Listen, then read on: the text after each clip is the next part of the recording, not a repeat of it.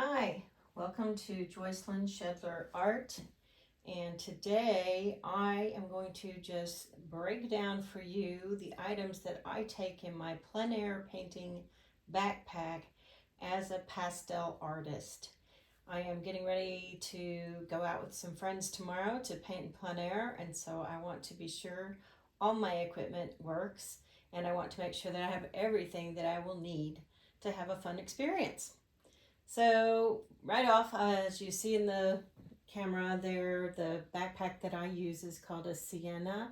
It's by Jack Richardson.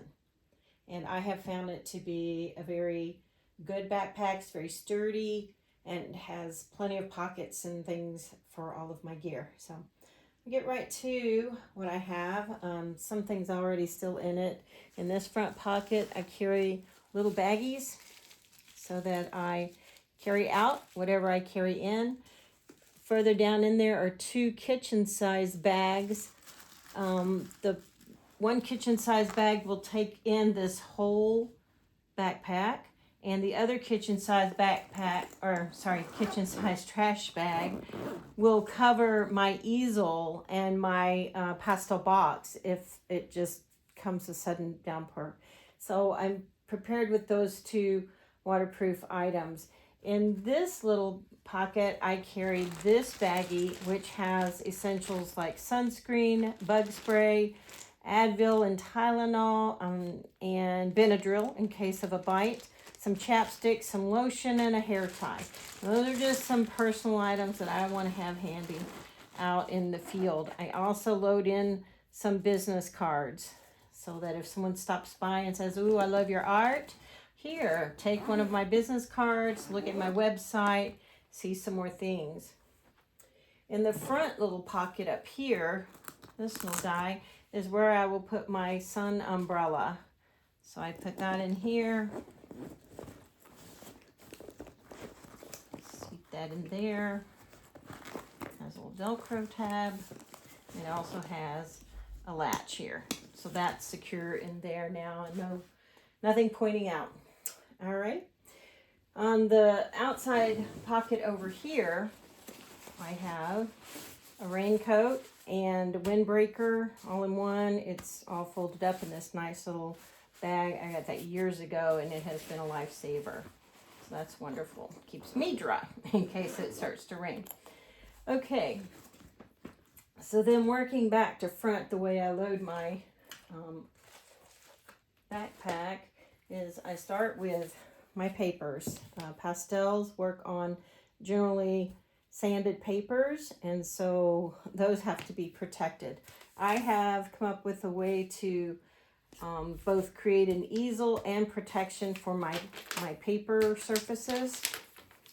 And these are just two large rubber bands holding together 3 pieces of foam core. The top one becomes my easel. And in between the other two are individual pieces of paper, different sizes and a couple variety of types. And I do have my favorite. But take note that each one is individually already wrapped and signed so that in case someone wants to buy something right off the easel, I can stick it back in this wrapper. It's already signed. I drop in a business card and voila, there's a sale. And that has happened to me before, so I'm prepared. And so back in the rubber bands we go. And again, this becomes the first thing in because it goes the furthest back and it goes all the way to the back. It's right in there. That is, those foam core are cut to 11 by 14. Generally, the largest I'll paint out in the field is 9 by 12. If I take something larger, I'll just carry it separately, but that fits in there super great. So then the next thing I want to put in, there's a space inside here. It's hard to see, but it's kind of like what a laptop drops into. And so that's where I put my Heilman pastel box. I do put it in just a cloth bag in case there's any leakage of pastel dust. I can always wash this bag, so that's all good. So I have the Heilman, it's called the double sketch box, and so it's pretty small but very sturdy, holds a ton of pastels, and I'm very happy with that. So just keep that in this little box. I also already have my, what do you call that, release for my tripod already attached, so I don't have to be fumbling with that. That's ready to go, all good to go. And that just drops, like I said, in that space that's built for, it looks to be built for, it's padded extra for like a laptop or something, but it's holding my pastels. The next thing that I put in there, this is the easel piece that comes with the Hellman box. Well, you buy it separately, but it comes with the Hellman box. And that becomes my easel. And so just because it's, you know, hard and kind of sharp edges, I just wrap it in these little bags. Put that back in there.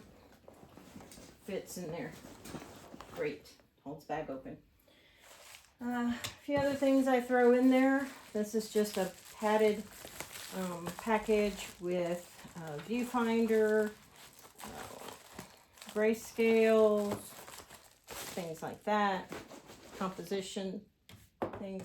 Always want to take a sketch pad for taking notes in the field, doing a little sketch, a little no-tan sketch before I start my painting.